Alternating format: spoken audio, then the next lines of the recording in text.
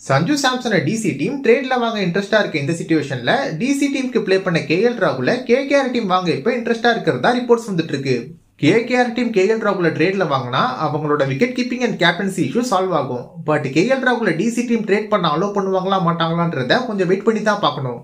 Ranji trophy மேட்ச்ல Maharashtra team 18 for 5 wickets விட்டு தடுமாறிட்டு இருக்கும்போது பக்கவா பிளே பண்ண ருத்ராஜ் 91 ரன் எடுத்து டீமை சேவ் பண்ணி கொடுத்துட்டு அவுட் ஆகியிருப்பாரு. இந்த பக்கம் இஷான் கிஷன் தமிழ்நாடுக்கு அகேன்ஸ்டா செஞ்சுரி அடிச்சோம், கேஎஸ் பரத் யூபிக்காக செஞ்சுரி அடிச்சோம் சம்பவம் பண்ணிருப்பாங்க. ஆப்கானிஸ்தான் vs பங்களாதேஷ் பிளே பண்ண ODI series Afghanistan team 3-0 whitewash பண்ணி இப்போ சம்பவம் பண்ணிருக்காங்க. அடுத்த வருஷம் நடக்க போற T20 வேர்ல்ட் கப்காக நேபாள் அண்ட் ஓமன் டீம் இப்ப குவாலிஃபை ஆகிருக்காங்க.